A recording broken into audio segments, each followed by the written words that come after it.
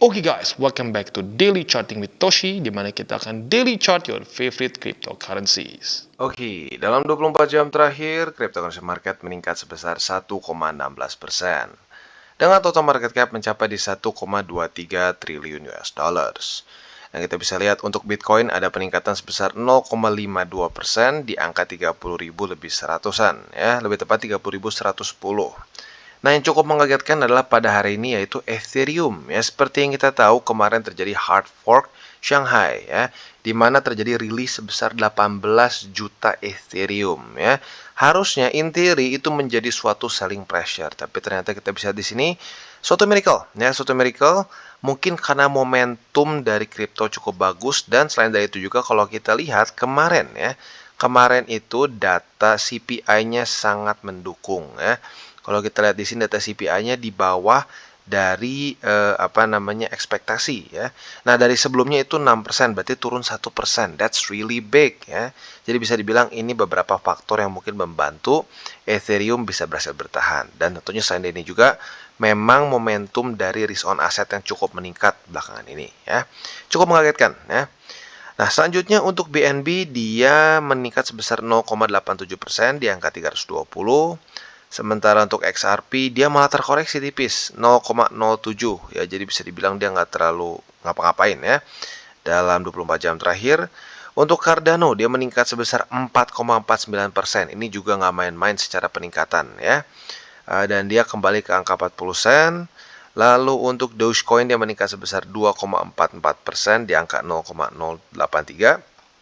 Lalu ada Polygon Matic dia meningkat sebesar 1,68%. Dan sekarang kembali ke angka 1,10 sen, ya. Lalu untuk Solana dia meningkat sebesar 5,50 persen, ya. Kita bisa lihat ini secara chartnya dia lanjut membuat higher high. Ini cukup mengagetkan, ya, karena belakangan ini Solana bisa dibilang cukup oke bertahan, ada sedikit koreksi, tapi momentumnya sepertinya tetap terjaga dan sekarang di angka 23.000 lebih 79 sen, ya. Nah, jadi pada hari ini kita bisa lihat peningkatannya semua lumayan signifikan, ya, terutama pada altcoins. Hari ini Bitcoin bagus, ya, berhasil lagi klaim 30 ribuan, tetapi bisa dengan jelas kita lihat di sini altcoins meningkat, ya, berarti Bitcoin dominance cenderung turun pada hari ini, ya. Nah, untuk economic calendar kita akan bahas, ya, sesuai dengan pembahasan kemarin. Hari ini juga nggak kalah penting karena pada hari ini akan keluar data. Yang pertama adalah initial jobless claim, ya. Jadi seperti yang sudah gue katakan sebelum-sebelumnya, dua dari mandate dari the Feds. Yang pertama memastikan inflasi jangan terlalu tinggi, target adalah 2%, ya. Dan yang kedua adalah memastikan juga jangan terlalu banyak pengangguran di US. Keseimbangan itu yang bisa dibilang mengatur kebijakan mereka, ya.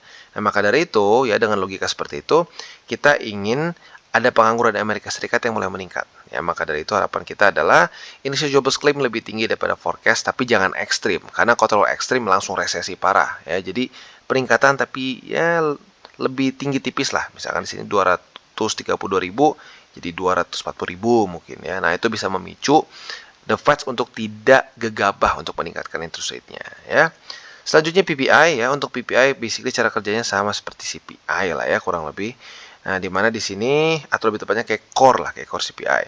Maka di sini kita inginkan adalah dia lebih rendah daripada forecast, ya. Karena ini ngomongin kasarnya soal inflasi, ya, walaupun nggak spesifik persis kayak CPI, tapi di treatnya kayak CPI, ya.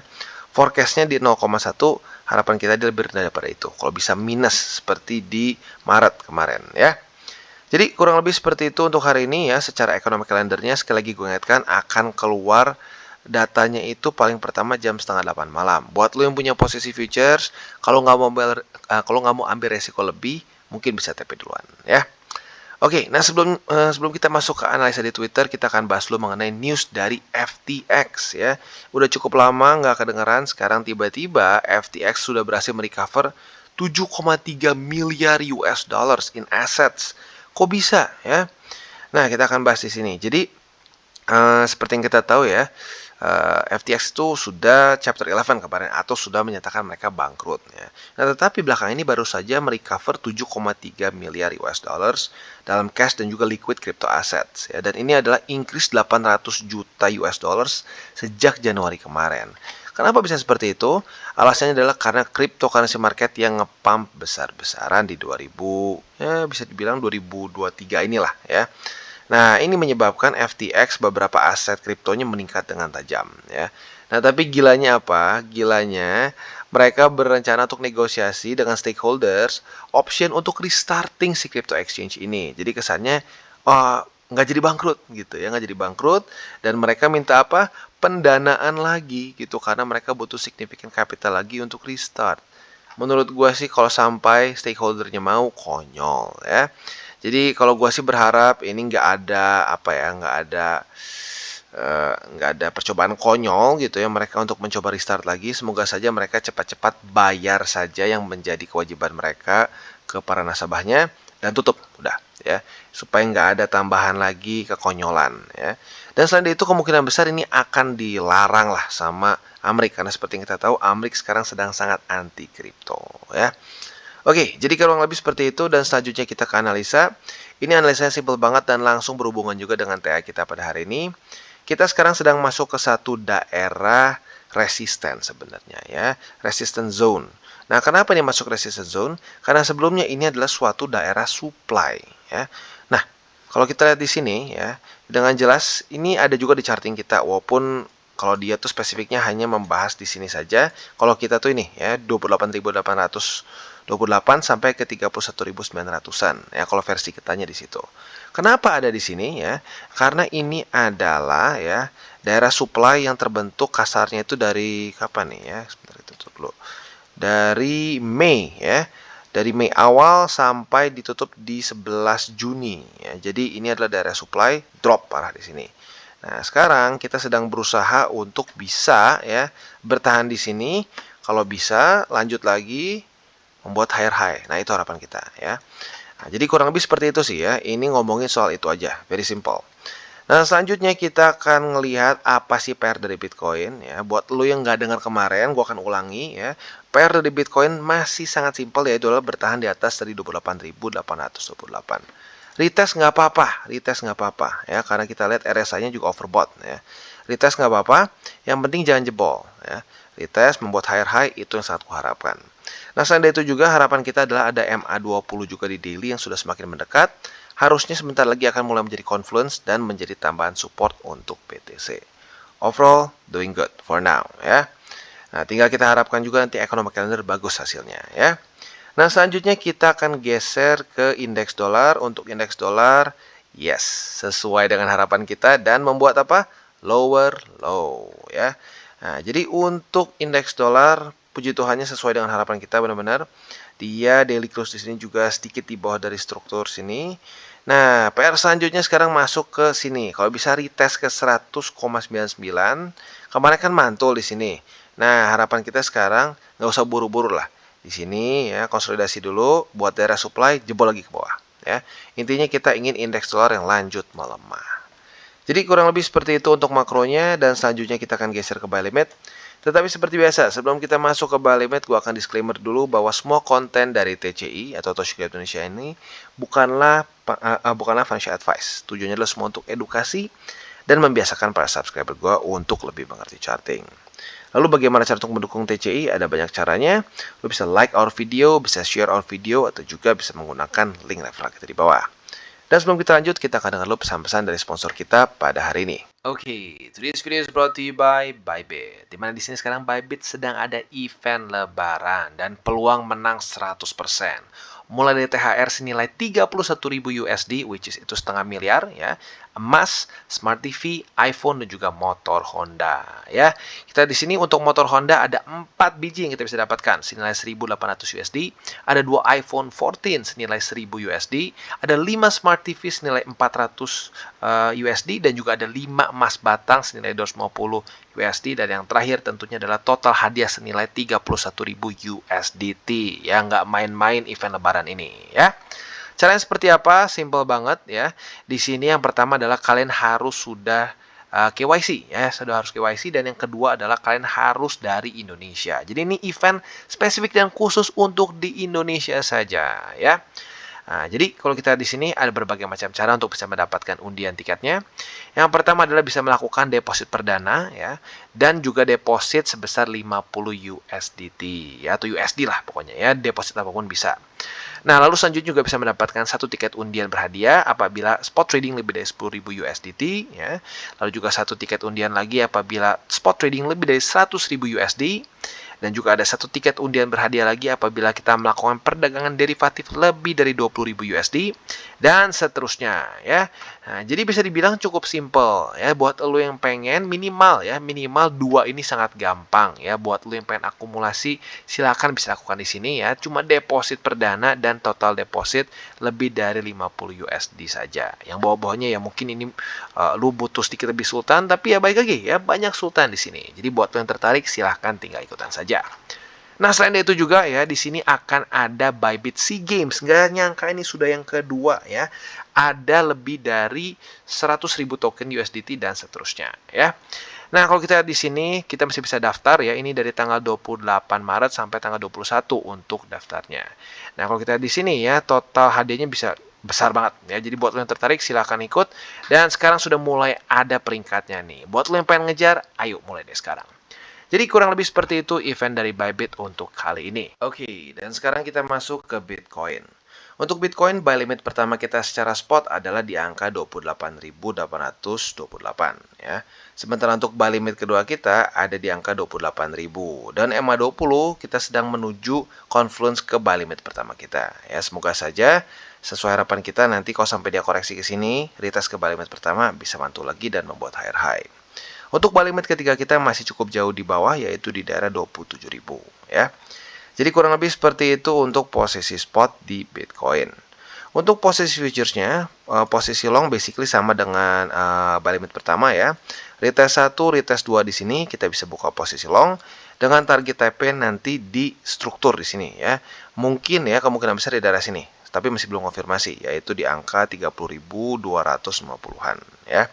Untuk posisi shortnya bisa kita pertimbangkan apabila terjadi retest 1, retest 2 di daerah 31.900-an ya. Nah, kalau terjadi seperti itu kita bisa buka posisi short di sini dengan target TP nanti kemungkinan besar EMA 20 karena dia sudah naik juga harusnya ya. Tapi buat yang lebih agresif mungkin bisa pertimbangkan juga target TP-nya di 28.800. Oke, dan sekarang kita masuk ke Ethereum. Dan untuk Ethereum kita bisa lihat cukup mengagetkan dia berhasil membuat higher high dan daily close di atas dari 1909 ya.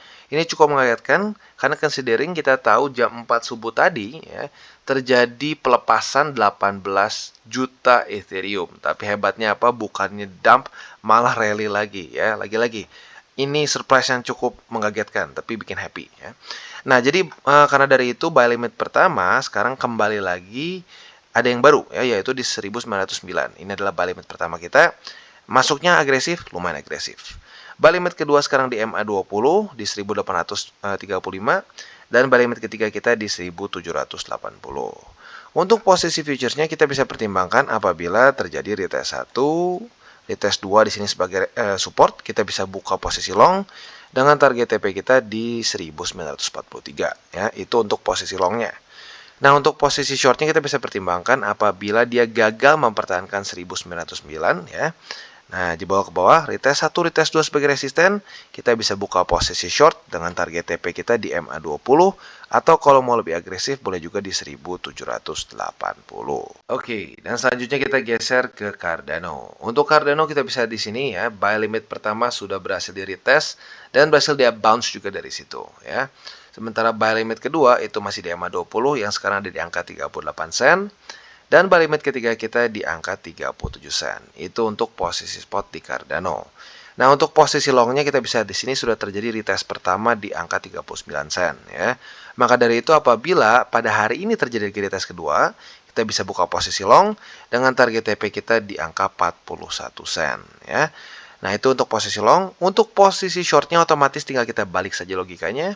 Apabila terjadi retest 1, retest 2 di sini sebagai resisten, yang lebih tepatnya retest 1, retest 2 ini di angka 41 sen. Kita bisa pertimbangkan untuk buka posisi short dengan target TP kita di 39 sen ya. Jadi itu kurang lebih setup untuk di Cardano. Oke, dan selanjutnya kita geser ke BNB, dan untuk BNB kita bisa di sini ya. Sayangnya buy limit kedua kita masih belum kena, yaitu di EMA 20 ya. Buy limit pertama sudah jebol dari kapan-kapan ya. Jadi yang tersisa sekarang adalah buy limit kedua di EMA 20 di 315,7, dan juga buy limit ketiga kita di EMA 50 yaitu di 310,1. Itu untuk posisi spot di BNB. Nah, untuk posisi futuresnya ya, apabila terjadi retest 1, retest 2 di EMA 20 sebagai support ya, alias terjadi konfirmasi, kita bisa buka posisi long dengan target TP kita di upper band buat yang sedikit lebih konservatif ya. Dan buat yang lebih agresif boleh pertimbangkan target TP-nya di 330,2 ya. Itu untuk posisi longnya. Untuk posisi shortnya for now ya, apabila terjadi retest 1, retest 2 di 330,2 sebagai resisten ya. Sayangnya kemarin cuma retest sekali aja di sini ya, nggak jadi retest kedua. Nah, intinya kalau terjadi konfirmasi, kita bisa buka posisi short di sini dengan target TP kita di MA20 karena kita bisa lihat sudah beberapa kali ini menjadi resisten yang cukup menyeramkan untuk BNB ya. Oke, dan sekarang kita masuk ke Phantom. Untuk Phantom kita bisa di sini ya. Kondisinya mirip-mirip seperti Cardano ya. Pada tanggal 11 April kemarin dia reclaim dan sekarang retest pertama di buy limit pertama kita ya. Jadi untuk secara spotnya jelas buy limit pertama di 48 sen, buy limit kedua kita di 45 sen yang sedang berkonfluence dengan EMA 20, dan buy limit ketiga kita di MA 50 yaitu di 44 sen di bawah sini ya. Jadi kurang lebih seperti itu untuk posisi spot di Phantom ya. Untuk posisi futuresnya, apabila terjadi retest 1 ya seperti di sini dan retest kedua pada hari ini di daerah 48 sen, kita bisa pertimbangkan untuk buka posisi long dengan target TP di upper band, which is itu basically di harga running sekarang di 50 senan ya. Jadi kurang lebih seperti itu untuk longnya. Untuk posisi shortnya kita bisa pertimbangkan apabila Phantom gagal mempertahankan 48 sen. Dia jebol ya. Retest 1, retest 2 di sini sebagai resisten, kita bisa buka posisi short. Dengan target TP kita di MA20 atau di 45 sen. Kita bisa pilih ya. Jadi kurang lebih seperti itu setup untuk di Phantom dan juga ending dari DCWT kita pada hari ini ya. Dan sekali lagi gue ingatkan buat lo yang nanti punya posisi futures, nanti malam akan ada keluar beberapa data penting ya. Jam 7:30 tepatnya akan keluar initial jobless claim diikuti dengan PPI yang basically di jam yang sama juga ya. Jadi buat lo yang punya posisi futures ingin mengurangi resiko ya, silakan mungkin boleh tutup dulu posisi apabila belum kena target TP sebelum jam 7:30 malam ya. Dan juga seperti biasa gue gak akan bosan-bosan untuk mengingatkan jangan pakai uang panas dan jangan over leverage. Oke guys, jadi itu adalah akhir dari segmen DCWT kita pada hari ini. Dan jangan lupa bagi kalian yang merasakan manfaat dari segmen ini, jangan lupa untuk share ke teman-teman kalian. Dan apabila lu pengen mensupport channel kita, ya TCI, jangan lupa untuk menggunakan link referral kita di bawah. Nggak wajib ya, tetapi apabila lu menggunakan link referral kita di bawah, ada macam-macam ya, dari Bybit, Huobi, Maxi, toko kripto, dan banyak lagi ya. Ya, walaupun nggak wajib, tapi kalau menggunakan link referral kita, lu secara langsung membantu perkembangan dari TCI. Dan satu lagi, jangan lupa juga untuk join Telegram group kita, di mana kita bisa ngobrol-ngobrol santai mengenai dunia cryptocurrency secara dua arah. So, jangan lupa untuk like, subscribe, klik the bell icon, and see you on the next video.